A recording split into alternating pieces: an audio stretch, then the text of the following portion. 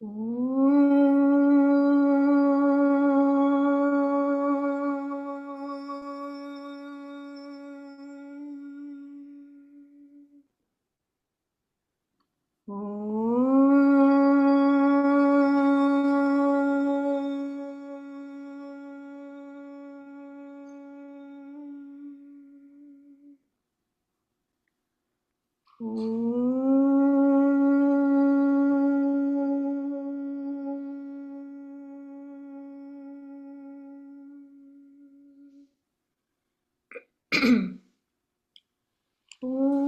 गणानां त्वा गणपतिगं हवामहे कविं कवीनामुपमश्रवस्तमम् ज्येष्ठराजं ब्रह्मणां ब्रह्मणस्पत नः शृण्वन्नोतिभिः सीदसादनम् महागणपतये नमः। सदाशिवसमारम्भां शङ्कराचार्यमध्यमाम् अस्मदाचार्यपर्यन्तां वन्दे गुरुपरम्पराम्। ॐ भद्रं कर्णेभिः शृणुयाम देवाः भद्रं पश्येमाक्षभीर्यजत्राः स्थिरैरङ्गैस्तुष्टुवांसस्तनुभिः व्यशेम देवहितं यदायुः। ॐ स्वस्ति न इन्द्रो वृद्धश्रवाः स्वस्ति नः पूषा विश्ववेदाः स्वस्ति नस्तार्क्ष्यो अरिष्टनेमिः स्वस्ति नो बृहस्पतिर्दधातु। ॐ शान्ति शान्ति शान्तिः।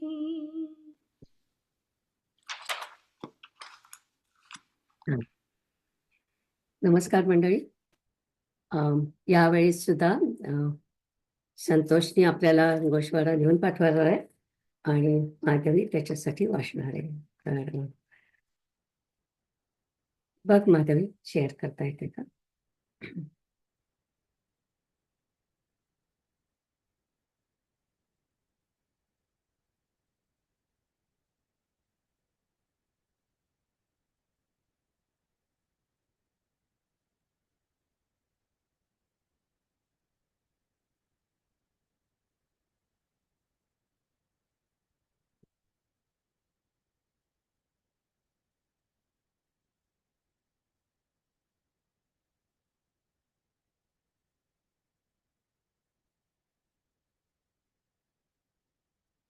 दिसतंय आता तुझं स्क्रीन? नाही, हा जुना आहे मला वाटतं का? नाही, ठीक आहे ठीक आहे.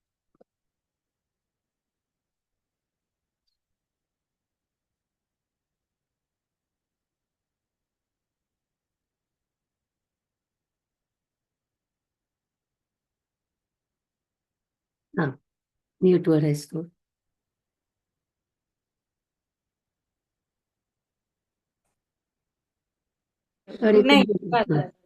आता अनम्यूट मला करता येत नव्हतं. हा, झालं ना? हो हो.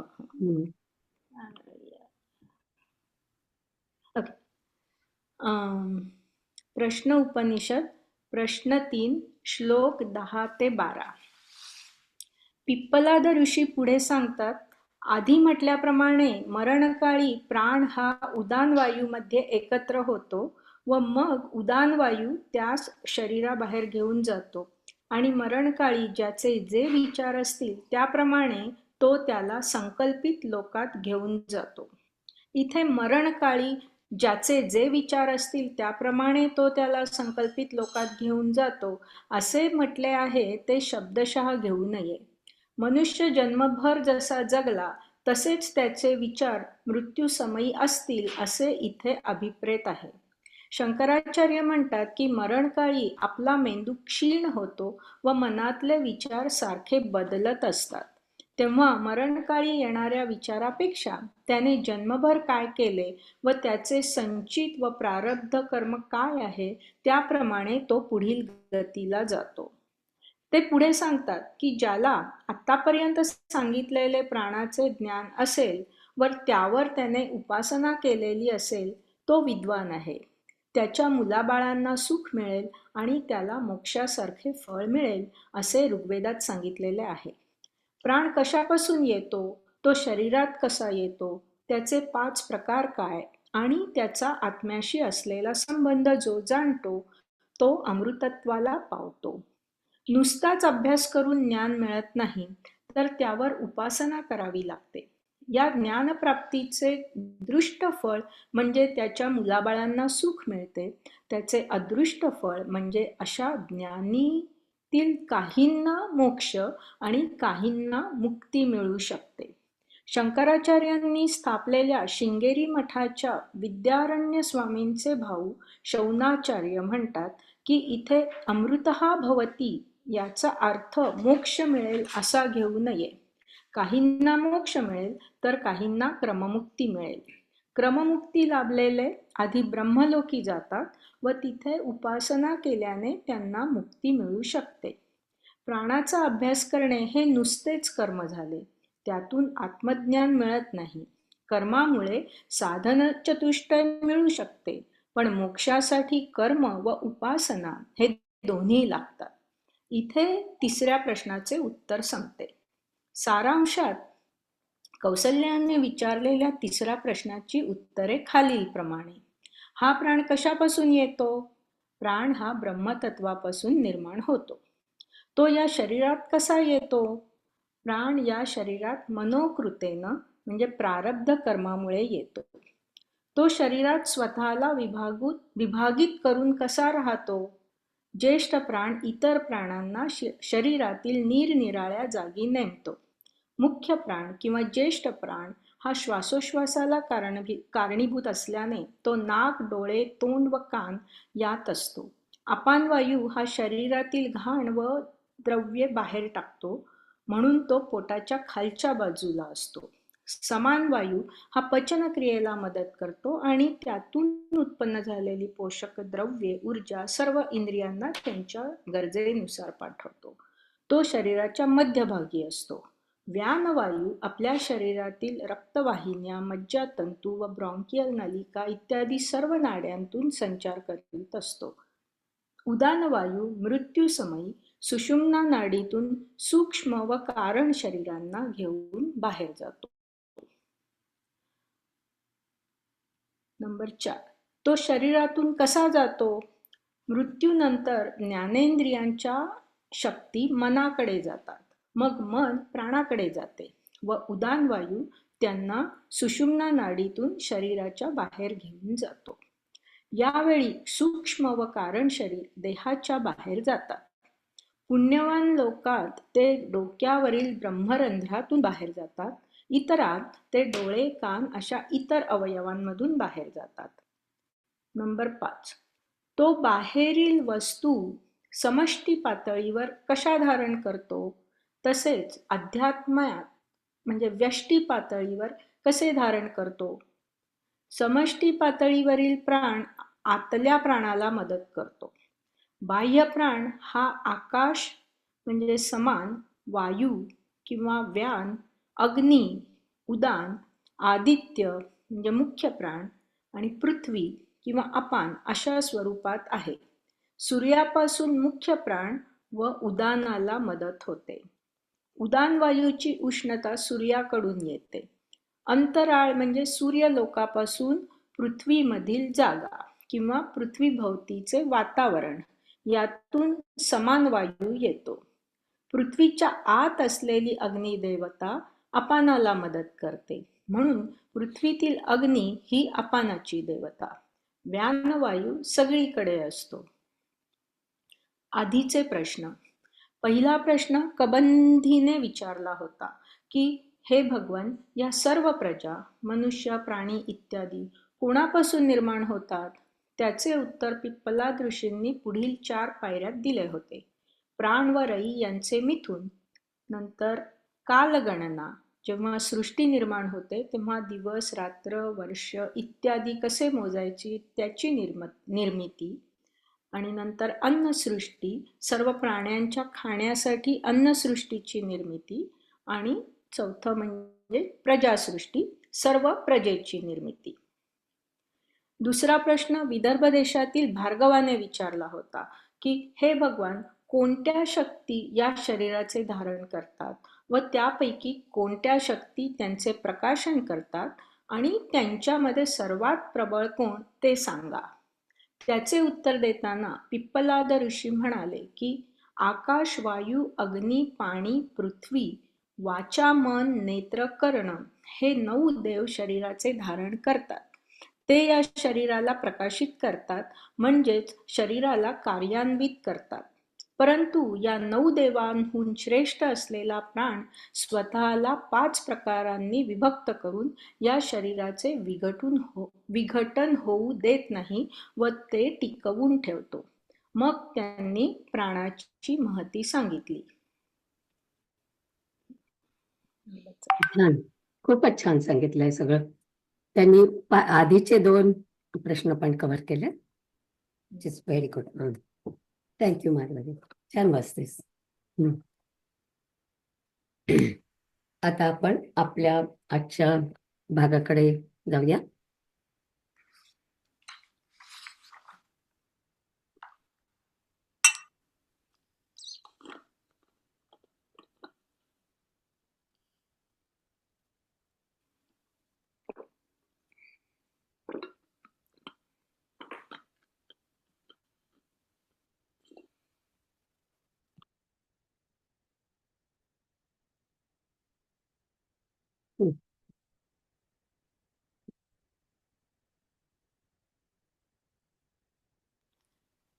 बरोबर आली. दिसतंय, हो दिसतंय आम्हाला आता. या, तर आज आपण चौथ्या मंत्राकडे जाणार आहोत. चौथ्या मंत्राकडे जाण्याच्या आधी चौथ्या प्रश्नाकडे जाणार आहोत. तर चौथ्या प्रश्नामध्ये आपण आधी म्हटलं तसं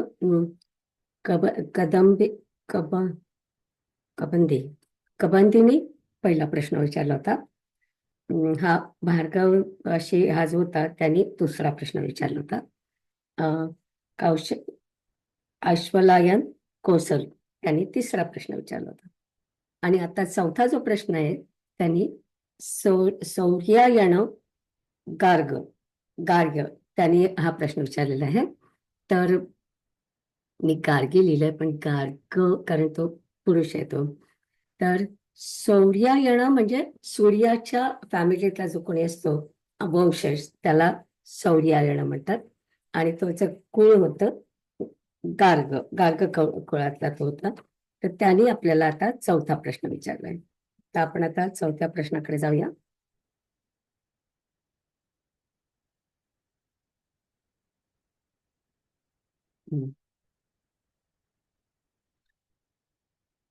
आज माधवी वाचणारे आपले प्रश्न आणि नंतर मी पुढचं बोलते.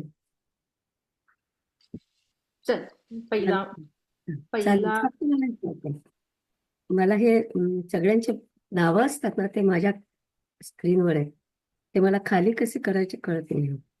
ते पकडून करायचं तुम्हाला. हा, राईट. ओके, मी ट्राय करते आता पुन्हा. वरती किंवा खालती कुठेतरी गेले ना म्हणजे मग मला माझ्या प्रश्नांमध्ये येणार नाही.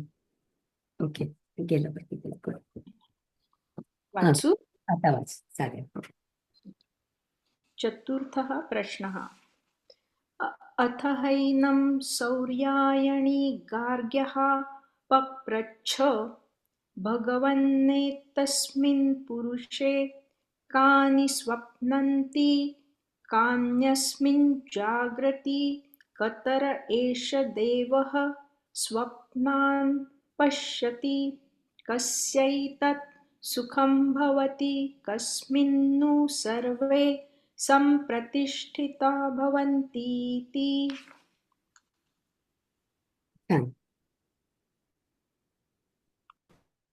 आता त्या प्रश्नाच्या आधी मी थोडस प्रश्न तिसरं आणि चौथा आपण कुठे पुढे जातोय ते सांगणार आहेत. आता माधवनी वाचलं तसं तिसऱ्या प्रश्नामध्ये त्यांनी सांगितलं होतं मुक्ती मिळते, क्रममुक्ती मिळते.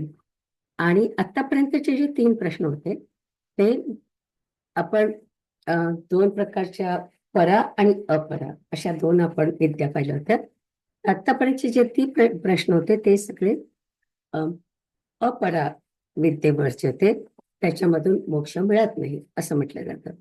पण आता जे पुढचे जे 3 प्रश्न आहेत, चौथा, पाचवा आणि 6वा, ती प्रश्न आहेत ते महत्वाचे आहेत आणि ते आपल्याला पराविद्येकडे घेऊन जातात असं म्हणतात. तर आधी आपण या प्रश्नांबद्दल बघूया. तर पराविद्येचं आपल्याला ते सांगायचं आहे, त्याच्यासाठी सुद्धा त्यांनी आपल्या रोजच्या आयुष्यात जे काय आपले म्हणजे संदर्भ असतात. आता हा जो चौथा मंत्र आहे, चौथा प्रश्न जो आहे, तो चौथा प्रश्न जो आहे त्याच्यामध्ये त्यांनी सांगितलं आहे की काय त्यांनी वापरलंय, तर त्यांनी जागृती, स्वप्न आणि सुषुप्ती या ज्या 3 आपल्या अवस्था आहेत त्या अवस्थांबद्दल त्यांनी सांगितलं आणि त्याचा मग संपर्क शेवटी ते पराविद्येसाठी घेणार आहेत. आधी आपण त्याच्यातले शब्द बघूया. अथ म्हणजे नंतर, गार्ग्य, सौर्यायण म्हणजे तो जो त्याने प्रश्न विचारले तो, नंतर एतम, प्रपच्छ म्हणजे त्याने प्रश्न विचारले. भगवान म्हणजे पिप्पलाद ऋषींना ते म्हणतात. एतस्मिन पुरुषे म्हणजे या शरीरात, कानी स्वप्नानी म्हणजे कोणती इंद्रिय झोपतात, अस्मिन आणि कानी जागृती कुठल्या इंद्रिय जागे राहतात, एषः इतरः अतरः देवः म्हणजे कोणता देव. आता देव याचा अर्थ मन असा पण घेतलेला जातो. तर आता बघूया आपण त्या उत्तरांमध्ये काय सांगितलंय ते. स्वप्नान पश्यते, ऍक्च्युअली स्वप्न पाहतो म्हणण्यापेक्षा मला वाटतं ओके स्वप्न पाहतो. ओके, कस्य कोण, एतत् सुखम भवन्ति मग याच्यामधून कोणाला सुख मिळतं, आणि सर्वे म्हणजे सर्व संप्रतिष्ठिता भवन्ति याच्यामध्ये सगळं जे आहे ते शेवटी कुठे स्थित होतं, म्हणजे कुठे संपतं अशा प्रकारे. तर हा शब्दांचा अर्थ झाला. आता त्या ऍक्च्युअली प्रश्नाकडे आपण बघूया की अर्थ जो त्यांनी सांगितलेला आहे की नंतर सौर्यायण गार्गेने पिप्पलाद ऋषींना चौथा प्रश्न विचारला. तो म्हटला, हे भगवान, आता इथे 5 भाग बहुतेक होतील. या शरीरात कोणती इंद्रिये झोप घेतात, कोणती इंद्रिये जागे राहतात, कोणते देव स्वप्न पाहतात, सुख होते ते कोणाला होतं, आणि हे सर्व कोणात स्थित होतं शेवटी, असा या मंत्राचा अर्थ आहे. आता आपण ऍक्च्युअली तो मंत्र जेव्हा बघायला गेलो तर आपल्याला जेव्हा याची उत्तरं शंकराचार्यांनी सांगितली आहेत ती सगळी अध्यात्माच्या दृष्टीने सांगितलेली आहेत. तर त्या दृष्टीने आपण मी तुम्हाला उत्तरं सांगितली तर काय कळणारच नाही, म्हणून आपण आधी सोप्या शब्दात हे समजून घेऊ आणि मग मी अध्यात्म बघा सांगते. तर पहिला प्रश्न आणखीन एक महत्वाचा थिंग, इथे पुरुष असा शब्द वापरलेला आहे. आपल्या वेदामध्ये पुरुष याला खूप अर्थ आहेत. एक म्हणजे अक्षर ब्रह्म किंवा हिरण्यगर्भ, त्याला पण आपण पुरुष म्हणतो. पण इथे जो पुरुष आहे तो आपल्या शरीराला म्हटलाय, म्हणजे अगदी साधा अर्थ त्यांनी घेतला की आपल्या शरीरातल्या कुठली इंद्रिय झोपतात आणि कुठली नाही झोपत. तर आधी आपल्या शरीराच्या 3 अवस्था असतात.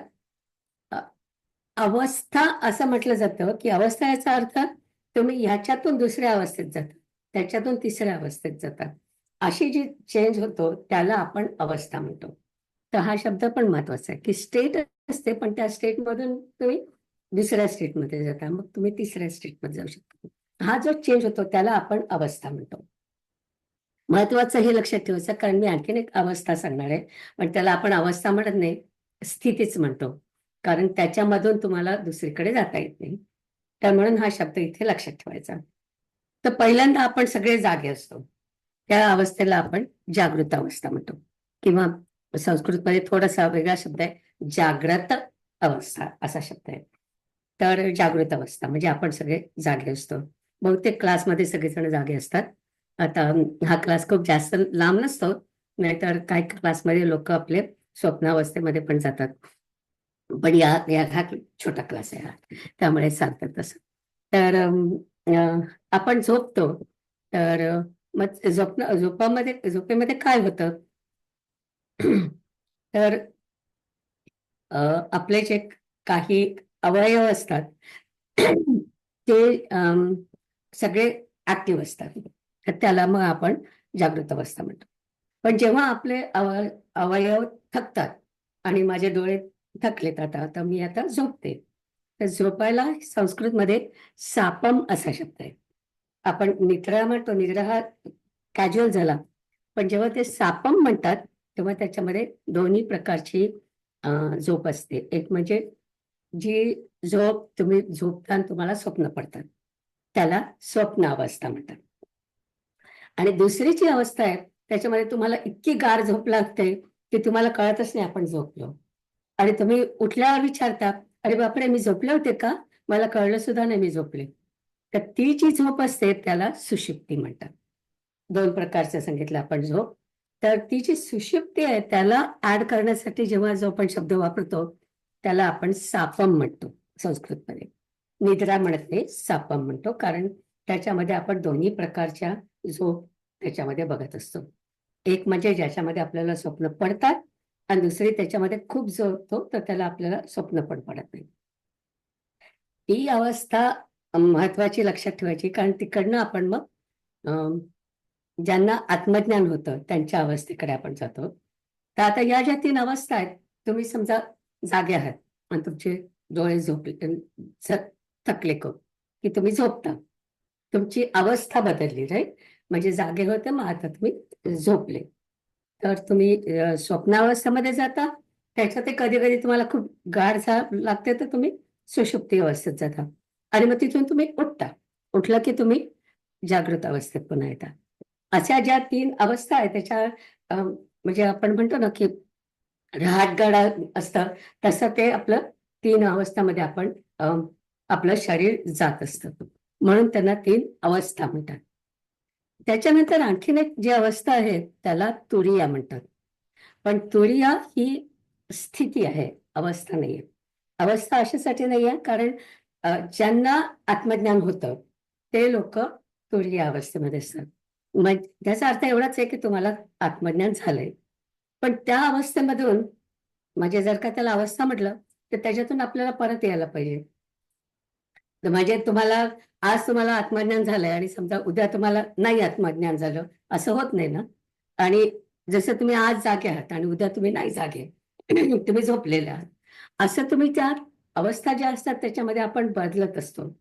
पण जेव्हा तुम्हाला आत्मज्ञान होतं, तुम्हाला तुरीय स्थिती आली, की तुरीय स्थितीतून तुम्ही परत येऊ शकत नाही, कारण एकदा तुम्हाला आत्मज्ञान झालं की आत्मज्ञान झालं. असं नाही म्हणतात की हा, काल मला आत्मज्ञान झालं होतं ना, आज मला नाही आत्मज्ञान, असं आपल्याला त्याची स्थिती बदलता येत नाही. म्हणून या 3 गोष्टी आहेत. त्यांना आपण अवस्था म्हणतो, पण तुरिया जी आहे तिला आपण स्थिती म्हणतो. तर हे पण लक्षात ठेवायचं. मग तुरियामध्ये आपण गेलो की मग त्याच्यावरून आपण पराविद्येकडे जाणार आहोत, म्हणून ते आता सांगून ठेवते.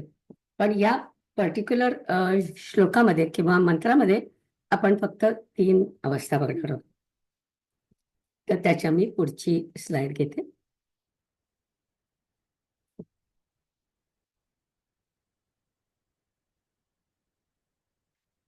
या स्लाइडमध्ये तुम्हाला दाखवायचं असं की जेव्हा ज्यांनी तत्वबोधाचा माझ्याबरोबर कोर्स केलेला आहे त्यांच्या लक्षात येईल की आपल्या वेदामध्ये ज्या प्रकारे डेफिनेशन करतात त्या थोड्या वेगळ्या पद्धती आहेत. आता समजा जागृत अवस्थेचं सांगायचं असेल तर ते असं सांगतात की ज्या अवस्थेमध्ये जागृत व्यापार सुरू असतो त्याला आपण जागृत अवस्था म्हणतो. मग आता जागृत व्यापार म्हणजे काय, तर मग ते पुढे सांगतात की काय होतं म्हणजे तुमचं असं असतं, अशी उलटी त्याची डेफिनेशन असते. पण आपण जेव्हा शिकतो आहोत तेव्हा मी थोडस वेगळ्या पद्धतीने जाणार आहे. आधी तुम्हाला हे सांगणार आहे की जागृत, माझं तिथे चुकलंय, जागृत व्यापार असं म्हणायला पाहिजे. तर जागृत व्यापार आधी मी तुम्हाला सांगेन, आणि जो व्यापार सुरू असतो त्या अवस्थेला आपण जागृत अवस्था म्हणतो. तसंच स्वप्नामध्ये स्वप्न व्यापार सुरू असेल त्या अवस्थेला आपण स्वप्नावस्था म्हणतो. आणि ज्या अवस्थेमध्ये कुठलाही व्यापार सुरू नसतो, सूक्ष्म आणि स्थूल शरीर असा काही व्यापार सुरू नसतो, त्याला आपण सुषुप्ती अवस्था म्हणतो. तर आता आपण त्या 3 अवस्थांकडे बघूया. तर जागृत अवस्था जी आहे त्याच्यामध्ये आपण छोटीशी, आपण जेव्हा जागृत असतो तेव्हाची आपण एक छोटीशी ऍक्शन घेऊया की आपण डोळ्यांनी पाहतो. जेव्हा आपण जागा असतो तेव्हा आपण डोळ्यांनी पाहतो. तर डोळ्यांनी पाहतो तर आपले जे बाहेरचे डोळे असतात त्याला आपण विशिष्ट शब्द वापरतो. म्हणजे इंद्रिय नाही, नुसते बाहेरचे डोळे असतात. कोणाला आठवत आहे तो शब्द? आपण कुठला शब्द वापरतो? बाहेरचे डोळे असतात किंवा बाहेरचे कान असतात त्यांना. श्यामाताईंना बहुधा आठवतात. आठवत गेल्या वेळेस मी म्हटलं तर डोळ्यांचा डोळा, कानाचे कान, नाही तर चैतन्य त्याला असतं काय ते. एक शब्द आपण वापरतो? गोलक ना, गोलक. एक्झॅक्टली. कोण सांगतात? मला आता दिसत नाही. इंद्रियांचे माधवी. गोलक आहे. हा, माधवी. right. त्याला आपण गोलक म्हणतो, राईट. गोलक. हा, तर ते बाहेरचे जे आहेत त्याला आपण गोलक म्हणतो. पण गोलकाला ऍक्च्युअली दिसतं का? त्याला नाही दिसत. त्याच्या मागे आपली इंद्रिय असतात, त्या इंद्रियांना ते दिसत असतं. तर त्यांनी असं म्हटलंय की आपले इंद्रियांचं जे काय असं नॉलेज असतं ते नॉलेज आपल्या सूक्ष्म शरीरात असतं. डोळे बाहेरच्या शरीरात असतात, स्थूल शरीरात असतात, आणि त्याच्या मागची जी इंद्रिय असतात ती आपल्या सूक्ष्म शरीरात असतात. तर तुमचं हे जे स्थूल शरीर म्हणजे तुमचे बाहेरचे डोळे आणि तुमचं आतमधलं इंद्रिय हे एकमेकांशी जे बोलतात त्याला ते जागृत व्यापार असं म्हणतात. की आता तुमचे डोळे तर बाहेर आहेत आणि तुमचे इंद्रिय आतमध्ये आहेत, पण त्यांचं आपलं सारखं बोलणं सुरू असतं की डोळ्याला जे दिसतं तो ते आपल्या इंद्रियांना सांगतो. मग त्या इंद्रियांना कळतं की आता आपण हे पाहिलं. मग ते मनाला सांगतं की ही जी वस्तू मी बघते ना, कम्प्युटरकडे बघते, हा कम्प्युटर आहे. आणि मग ते त्याला कळतं. मग तो तुमचं मन पुन्हा ते मेसेज बाहेर तुम्हाला देतं की कळलं तुम्हाला की आपण आज आता कम्प्युटर पाहिला. तर हे जे आहे की आपली इंद्रिय म्हणजे आपलं सूक्ष्म शरीर आणि आपले बाहेरचे जे डोळे, स्थूल शरीर, स्थूल शरीर आणि सूक्ष्म शरीर यांच्यामधला जो व्यापार आहे, व्यापार म्हणजे एकमेकांशी बोलतात, त्याला आपण जागृत व्यापार असं म्हणतो. त्या जागृत असतानाच आपलं हे सगळं होतं आणि म्हणून त्याला जागृत व्यापार असं म्हणतात. तर डेफिनेशन बघायची तर तुमच्या शरीरातील सूक्ष्म तुमच्या शरीरातील सूक्ष्म शरीर आणि स्थूल शरीर यांच्यामध्ये जो काय व्यापार होतो त्याला जागृत व्यापार असं म्हणतात. आणि हे फक्त डोळ्यांच्या बाबतीतच नाही, तर कान, आपलं तोंड आहे, आपण बोलतो ते वगैरे, या सगळ्याच्याच बाबतीत असतं की आतल्या इंद्रियाचं आणि बाहेरच्या इंद्रियाचं हे सगळी ऍक्शन एकदम सुरू असते. तर त्याला आपण अशी जेव्हा ऍक्शन सुरू असते त्याला आपण जागृत अवस्था म्हणतो. म्हणजे या अवस्थेमध्ये तुम्हाला सगळं बघता येतं. आता पुढची जी अवस्था आहे, आता हे 2 शब्द तुमच्या लक्षात ठेवायला पाहिजे की जागृत अवस्थेमध्ये जागृत व्यापार. आता आपण जेव्हा स्वप्नावस्थेत असतो तेव्हा आपल्याला स्वप्न दिसतं. तर स्वप्न दिसणं, तर मग आता जे काय आपल्याला दिसतं स्वप्नामध्ये तर त्याला आपण काय म्हणणार? स्वप्न व्यापार. त्याला आपण स्वप्न व्यापार असं म्हणतो. तर स्वप्न व्यापारामध्ये काय होतं की जेव्हा आपण झोपतो आणि आपल्याला स्वप्न पडतंय तेव्हा आपले सगळे इंद्रिय असतात ते झोपतात. फक्त एक इंद्रिय झोपत नाही, त्याच्यासाठी मी नंतर शेवटी सांगणार आहे. पण ही जी आपली इंद्रिय सगळे झोपतात, पण मात्र तुमचं मन असतं ते मात्र झोपत नाही. तुम्ही जेव्हा स्वप्न बघता तेव्हा तुमचं मन झोपत नाही, ते टुकू सगळीकडे बघत असतं. आणि मग नुसतंच बघत नाही, कधी कधी ते असं म्हणतात, अरे वा, तू अजून तू नुसता झोपलास का, मी तुला एक गंमत दाखवतो. आणि मग तुमचं जे मन असतं ते तुमच्यासाठी स्वप्न तयार करतं. आणि इतकी छान त्याची कल्पना आपल्या वेदामध्ये सांगितलेली आहे की स्वप्न आपल्याला कसं पडतं, तर तुमचे जे काही इंद्रिय असतील, अ, तुमचं तोंड, नाक, डोळे सगळं, तर त्याचं जे आहे त्याचं, त्या इंद्रियांचं प्रोजेक्टेड कॉपी तुमच्या मनात तयार होते. आणि त्या प्रोजेक्टेड कॉपीमध्ये तुम्ही आतापर्यंत जो काय अनुभव घेतलेला असेल, मेमरी तुमची जी काय असेल, तो डेटाबेस घेऊन तुमचं मन त्याच्यावरती काम करत असतं आणि एक गोष्ट तयार करतं त्याच्यातून. तर ते म्हणजे स्वप्नाची कल्पनाच इतकी सुंदर आहे की आता तुमचे सगळ्या इंद्रिय तर झोपले आहेत, पण काय होतं की तुमचं मन जे काय प्रोजेक्टेड तुमचे इंद्रिय त्याने निर्माण केलेले आहे त्याच्यापासून तुमच्यासाठी अनुभव निर्माण करतो. कधी कधी आपल्याला स्वप्न पडतं की मी आता आईस्क्रीम खातेय, असं समजा स्वप्न पडलं. आता मी ऍक्च्युअली आईस्क्रीम खातेय का नाही, पण मला तो एक अनुभव येतो की मी आता मी आईस्क्रीम खातेय किंवा रसमलाई खाते. असा मला तो जो अनुभव येतो, तो अनुभव अशासाठी येतो की हे जे मन आहे हे सगळे तुमचे अवयव जे म्हणजे इंद्रिय जे आहेत त्याचं एक कॉपी करत असतं, प्रोजेक्टेड कॉपी. आणि त्या कॉपीमध्ये तुमच्या मेमरीमध्ये जे काय असेल त्याच्यातून तुम्हाला ते स्वप्न पडतं. आता कधी कधी आपल्याला असं वाटतं की दोन गोष्टी येतात. जे मेमरीमधून येतं ते आपल्याला कळतं की हा असं असं आहे. ऍक्च्युअली तीन गोष्टी. एक महत्वाची गोष्ट म्हणजे इथे जेव्हा तुम्हाला स्वप्न पडतं तेव्हा भूतकाळ आणि वर्तमान काळ याच्यामध्ये गफलत होऊ शकते.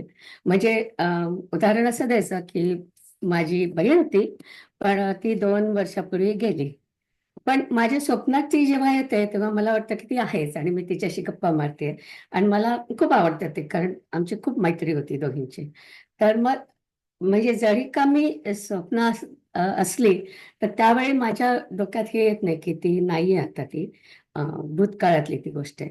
पण स्वप्नामध्ये असं होऊ शकतं की भूतकाळ आणि वर्तमान याच्यामध्ये गफलत होऊ शकते. हा एक भाग झाला. दुसरं म्हणजे की स्वप्न काय म्हणणार होते? anyway, आता आठवलं की मला 3 गोष्टी आठवल्या होत्या तेव्हा सांगायच्या. तर तर गेलं माझ्या डोक्यातून, मला आठवलं की पुन्हा सांगते.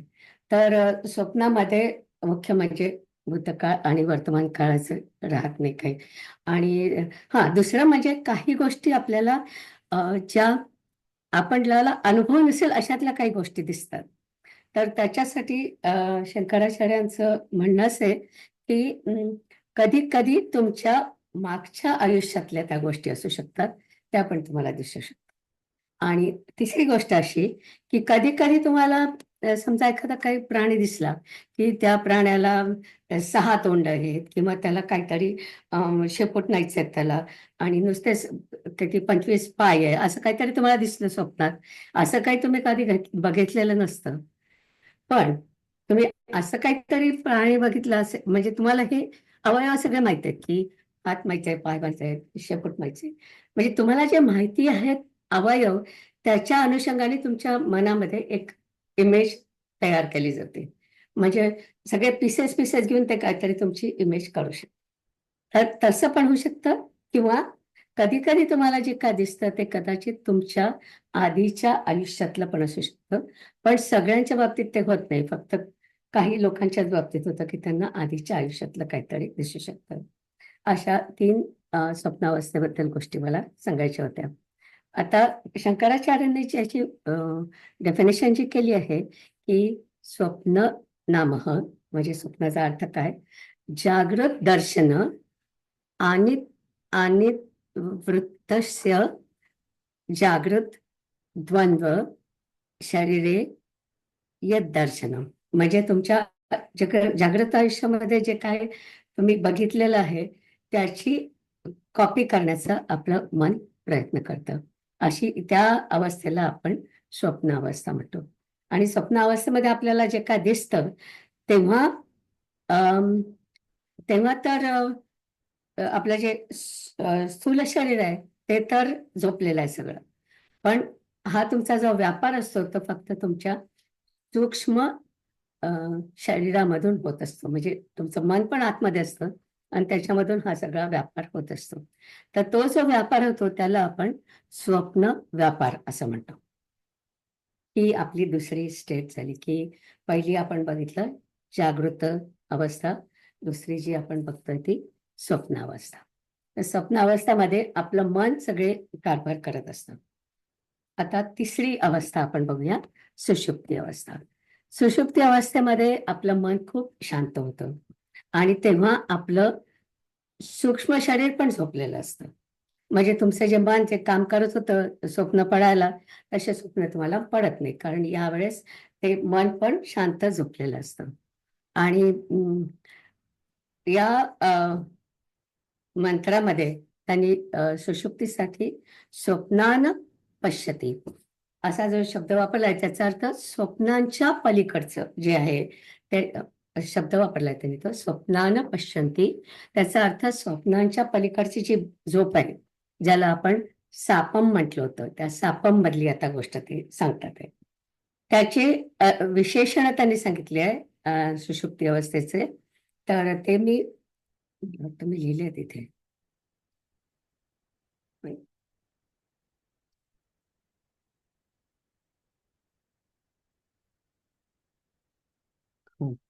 इथे मी लिहिले ते. तर या सुषुप्ती अवस्थेमध्ये इंद्रिय आणि मन सगळं झोपलेलं असतं. आणि ही अवस्था कशी असते तर निरामय लक्षणम, प्रसन्न, अनबाधन आणि शांत अनुभव देणारी असे त्यांनी विशेषण त्याचे सांगितले. काय होतं एक्झॅक्टली त्या अवस्थेमध्ये, तर त्याचं थोडस मी तुम्हाला स्पष्टीकरण सांगते. की पहिला शब्द होता निरायम, सॉरी निरामय, निरामय लक्षण.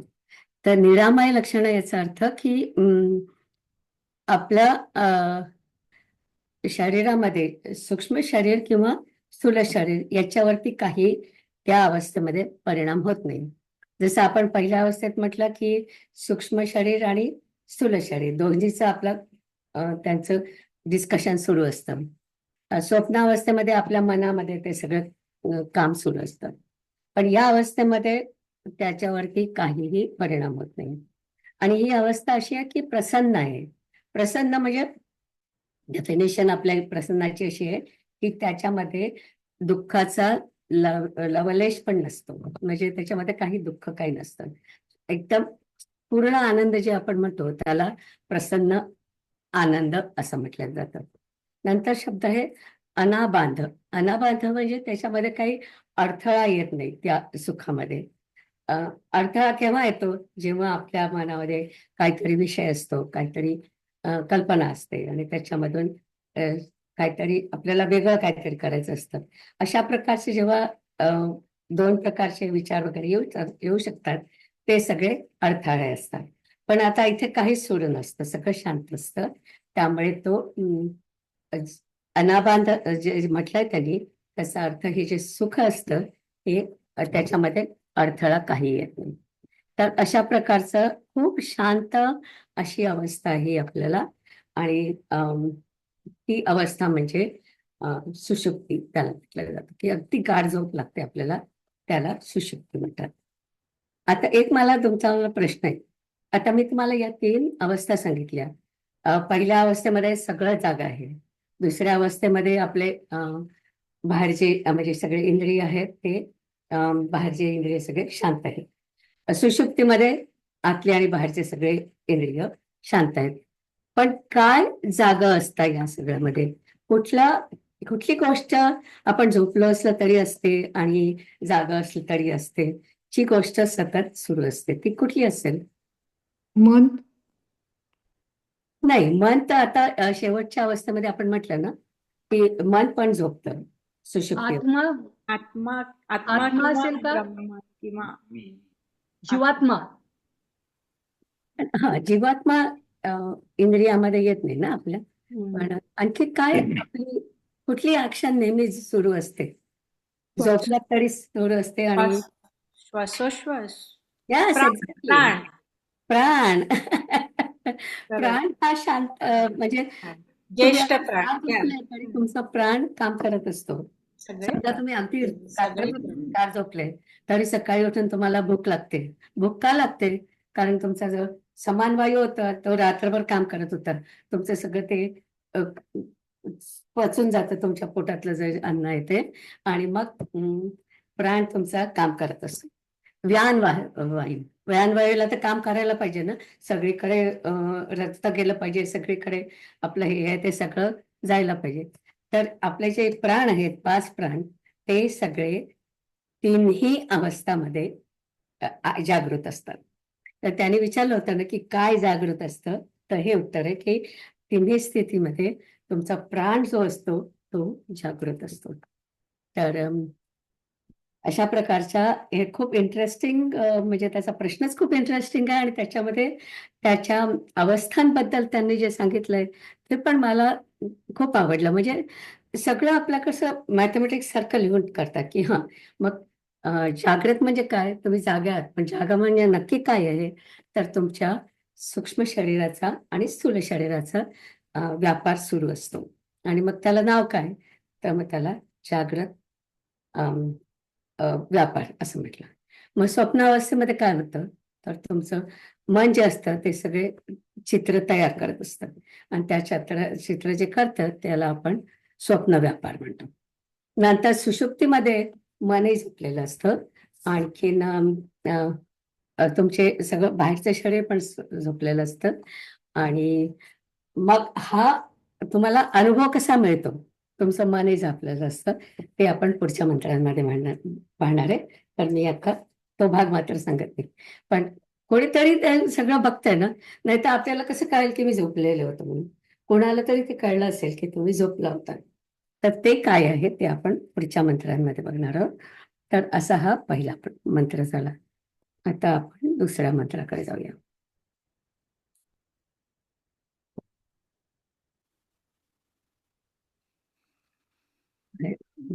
याच्यानंतर आता याच्यामध्ये खूप माहिती आहे, पण माहितीच आहे.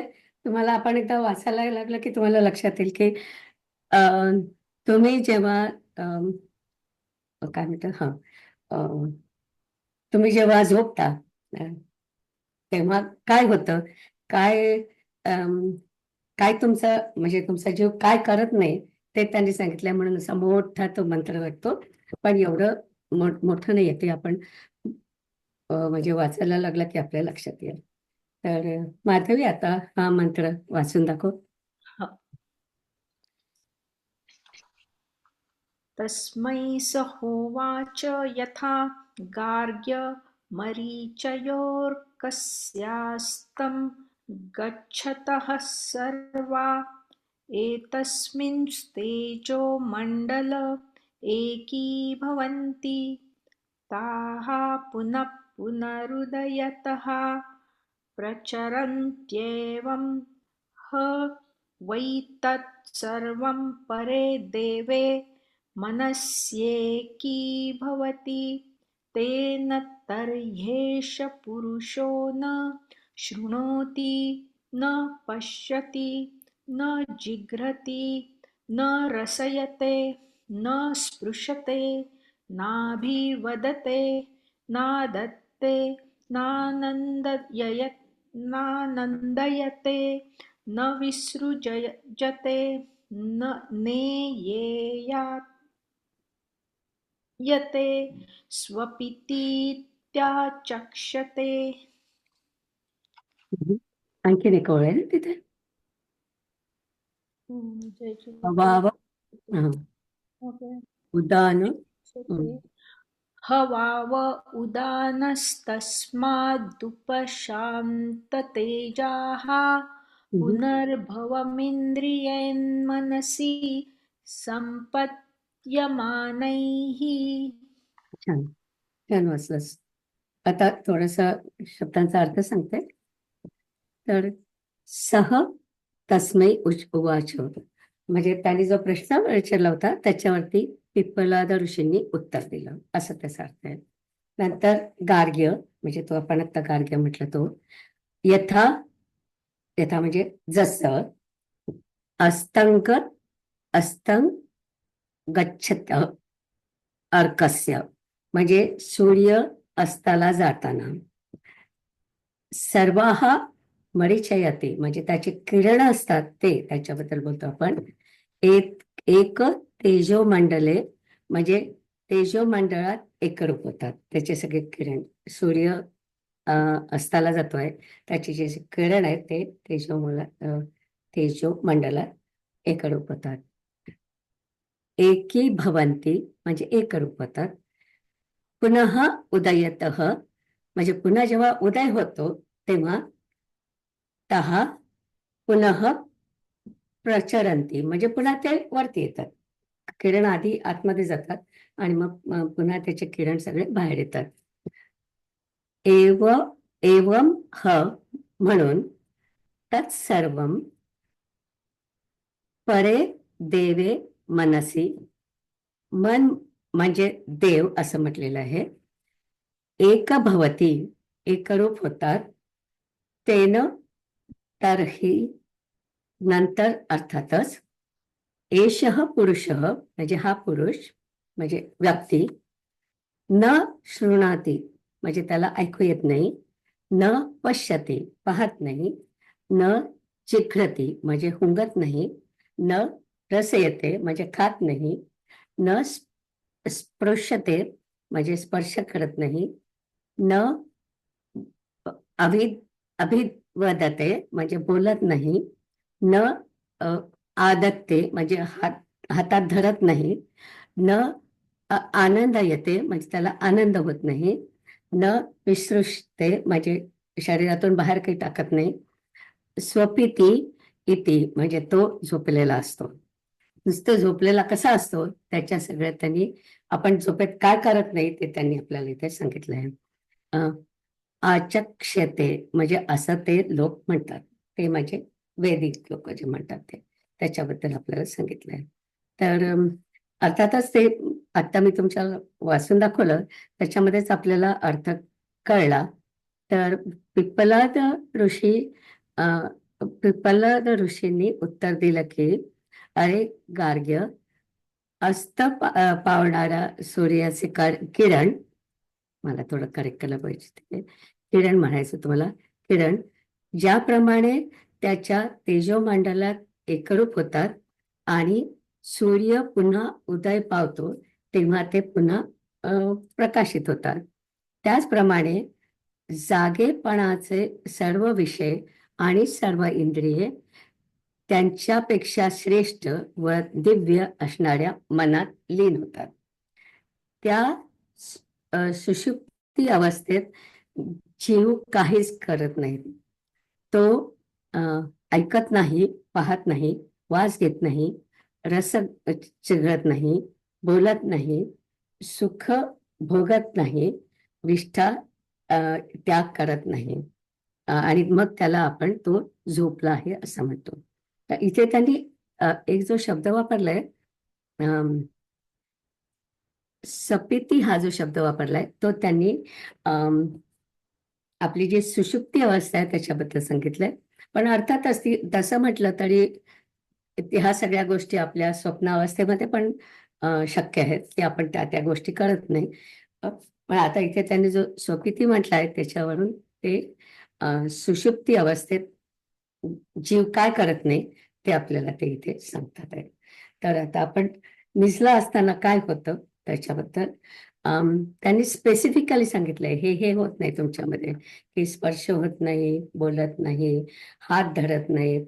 म्हणजे कधी कधी काय होतं की आपल्या हाताची किंवा पायाची झोपेमध्ये हालचाल होते, पण आपण काहीतरी असं धरू शकत नाही असं त्यांना म्हणायचं. म्हणजे किती स्पेसिफिक त्यांनी सगळं आपल्याला सांगितलंय की तुम्ही काय झोपेमध्ये तुम्ही काय करत नाही ते. तर आता त्याचं थोडं स्पष्टीकरण बघूया.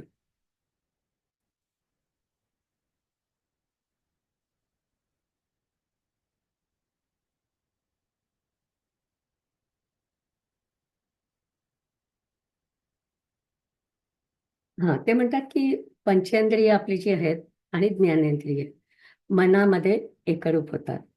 आपण ते थोडाच वेळ, जोपर्यंत आपण त्या सुषुप्ती अवस्थेत असतो तोपर्यंतच ते एकत्र असतात, एक कायमचे होत नाही.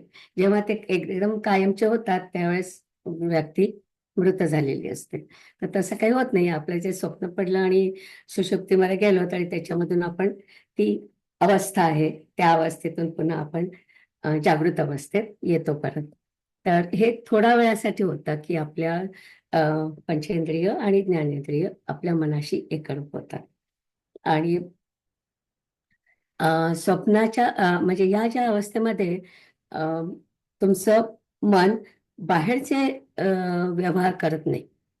म्हणजे जेव्हा तुम्ही स्वप्नावस्थेत असता तेव्हा तुमचे मन हे बाहेरचे व्यवहार करत नाही. म्हणजे त्यांना बाहेरचं दिसत नाही, बाहेरचं ऐकू येत नाही. पण ते स्वतःचं कल्पकता दाखवून ते काहीतरी तुमच्यासाठी स्वप्न तयार करत असतं. आणि आत्ता वरती ज्या क्रिया आपण बघितल्या, दोनदा बघितल्या, तर त्या ज्या क्रिया आहेत त्या आपलं शरीर करत नाही. आणि जागृत अवस्थेमध्ये सर्व इंद्रिय आपले आपले कामे करत असतात. पण जेव्हा आपण सुषुप्ती अवस्था म्हणतो तेव्हा मन सुद्धा आपलं झोपलेलं असतं. तर ऍक्च्युली मी माझ्या नोट्समध्ये लिहिलंय तर सांगतेच एनिवे. मग त्यावेळेस कोण जागं असतं, तर तुमचा जो कॉन्शियसनेस असतो तो तुमचा जागे असतो. आणि म्हणून तुम्ही झोपले असता, उठल्यावर तुम्हाला कळतं की तुम्ही गाढ झोपलेले असतात. त्याच्याबद्दल आणखी आपल्या मंत्रामध्ये बरंच स्पष्टीकरण आहे. पण काय जागा असतात तर तुमचा कॉन्शियसनेस तो जागा असतो. अं, आणि त्याच्या उदाहरणामध्ये त्यांनी आपल्याला म्हटलं की सूर्यास्त होतो तेव्हा सगळे जे किरण असतात ते सगळे एकरूप होतात. आणखीन त्याच्याबरोबरच त्याच्या ज्या लाल छटा असतात त्या पण त्याच्यामध्ये एकरूप होतात. आणि आपण जेव्हा झोपतो तेव्हा आपले ज्ञानेंद्रिय जे आहेत ते पण सगळे झोपलेले असतात. आणि या मंत्रामध्ये त्यांनी पुन्हा पुरुषात शब्द वापरलाय, पण पुरुष म्हणजे आपलं शरीर असा अर्थ घ्यायचा आहे. आणि दुसरं सर्वम परे देवे असं जे म्हटलंय तर परे देव याचा अर्थ त्यांनी मन असा घेतलेला आहे. तर मन तुमचं जागा असतं जेव्हा तुम्ही स्वप्नावस्थेत असता. पण तुम्ही सुषुप्ती अवस्थेत जेव्हा गाढ झोपता तेव्हा तुमचं मन पण झोपलेलं असतं. तर आणि हे सगळं झाल्यानंतर प्राण मात्र तिन्ही अवस्थामध्ये आपले कामं करत असतो. त्याला काय बिचारायला झोपायची सोय नाही. श्वासोच्छ्वास तुमचा सुरूच असतो. तुमच्या पोटातलं अन्न सगळं पचत असतं. म्हणजे तुम्ही अगदी शांत झोपले असले तरी तुमच्या त्या सगळ्या तुमच्या शरीरामधून सगळं रक्त असतं ते आपलं जातच असतं सगळीकडे. तर म्हणून प्राणाच्या ज्या ऍक्शन्स आहेत त्या सगळ्या कायम राहतात. तर या म्हणजे शेवटी त्यांनी सांगितलं की तुमच्या विशिष्ट क्रिया आपण काय करत नाही त्या सगळ्या त्यांनी तिथे लिस्ट केलेल्या आहेत. तर हा मंत्र ओके. आणि अ, कर्मेंद्रिय आपली जी आहेत ती कर्मेंद्रिय झोपलेले आहेत हे कशावरून आपल्याला कळतं, कारण त्यांनी सांगितलं तुम्ही असं काही हातात धरू शकत नाही. त्याचा अर्थ तुमचे कर्मेंद्रिय पण झोपलेले असतात. आपल्या ऍक्च्युअल ज्या ऍक्शन्स होतात त्या ज्या फिजिकल ऍक्शन्स होतात त्या नुसत्या आपल्या काय म्हणतात तुमच्या बॉडीच्या ऑटोमॅटिक ज्या ऍक्शन्स असतात तेवढ्याच होतात.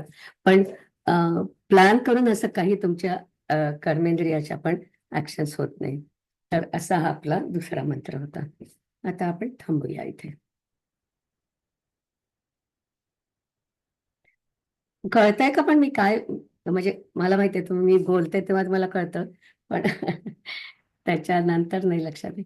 पण या ज्या 3 अवस्था आहेत आपल्या त्या 3 अवस्था लक्षात ठेवायच्या आणि ती तुरीय अवस्था आहे त्याच्याबद्दल आपण नंतर बोलणार आहोत. तुरीय अवस्था खरं नको म्हणायला त्याला, स्थिती. स्थिती. स्थिती म्हणता येईल त्याला. ओके, चल. हं. हं? थांबतोय का आपण? काहीतरी हो, कोणीतरी प्रश्न विचारला?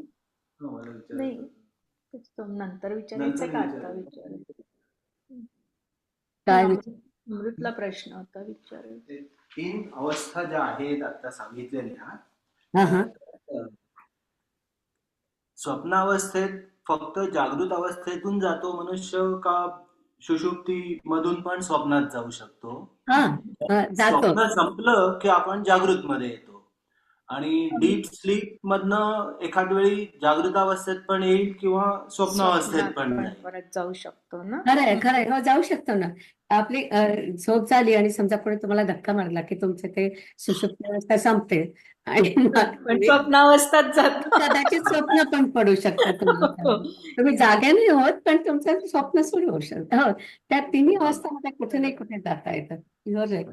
कुठूनही कुठेही जाता येतं. बरोबर. हा, कुठे नाही कुठे जाता येतो म्हणून त्यांना अवस्था म्हटलेलं आहे. हा. नाही, कधी कधी होतं ना की आपण असं वाटतं की खूप झोपलो आणि मग काहीतरी धक्का लागतो आणि मग आपल्याला पुन्हा दुसऱ्या अवस्थेत जावं ती लागतं. संपते. आणि त्यातून अंधेरी असते आपण ती संपते. सेपरेशन केले का की आपण जे मराठीतलं आपण दिवा स्वप्न म्हणून शब्द आहे, राईट? तसं काही असतं का की जागृत अवस्थेतच आपण काहीतरी वेगळेच विचार करायला लागतो? ती ती अवस्था यातली स्वप्नावस्थाच झाली का? हम्म. नाही, दिवस स्वप्न असलं तरी आपण जागे असतो. आपले जागे असतो ना पण पहाटेच्या दिवस बघताना वेळी आपण आपले कामं जागे. करत असतात ना. म्हणजे समजा मी अगदी खूप अशी क्लासमध्ये सुरू आहे आणि माझ्या डोळ्यामध्ये अगदी खूप छान स्वप्न सुरू आहे, तरी पण माझे आवाज झाला तर ऐकू येणार, राईट? या कान ऐकतायत, कान ऐकणार. ते सगळं ऐकतात. त्यामुळे आपण तरी जागृत असतो असं मला वाटतं. ती जागृत अवस्था. हा नाही, पण प्रश्न तुमचे दोन्ही छान. या आणि बेशुद्ध अवस्था ह्या तीनही पेक्षा वेगळी झाली ना. बेशुद्ध अवस्थेमध्ये अनकॉन्शियसनेस असतो, राईट? आणि कॉन्शियसनेस. हा, हम्म. बरोबर. मी ते नक्की काय म्हणतात त्याला मी तुला विचारून सांगेन. बेशुद्ध अवस्था आता मी कव्हर नाही केली ती, पण चांगला प्रश्न आहे. बेशुद्ध अवस्था म्हणजे तुमचं मन पण तरी तुमचा प्राण असतो ना, प्राण असतो, पण मन किंवा माहिती नाही, बेशुद्ध अवस्थेत तुम्हाला स्वप्न पडतात की नाही माहिती नाही, आपल्याला माहिती नाही. हा नाही, स्वप्न नसते पण सुषुप्तीमध्येच जातो मला वाटतं. म्हणजे मग सुषुप्ती म्हणावं लागेल ना. हा, हम्म. पण बेशुद्ध अवस्थेचं मी विचारून सांगेन, मला माहिती नाही. बेशुद्ध म्हणजे unconscious, right? Unconscious. Right. Unconscious पण तरी सुद्धा consciousness is still there probably. पण प्राण ही कॉन्सेप्ट आहे ना, ती जराशी higher level than the my consciousness, for example. नाही, हो, पण पण बोलू आपण या. निलिमाताई म्हणल्या तसं बरोबर आहे की इट इज स्टील लाईक तुमचा प्राण तर सगळं काम करतच असतो. प्राण जरी काम तुम्ही करतो. बेशुद्ध झालात तरी तुमचं पचन होतच असतं, तुमचं रक्त जातच असतं सगळीकडे. सो प्राण तुमचं सतत काम करत असतो. प्राण काम करतच असतो ना. आणि समजा जर थांबला तर मग आपलं संपलंच ना सगळं. हो, so that consciousness is different basically. Unconsciousness consciousness वेगळं आहे ते. हा, त्याचं आपण बोलू पुढच्या वेळी.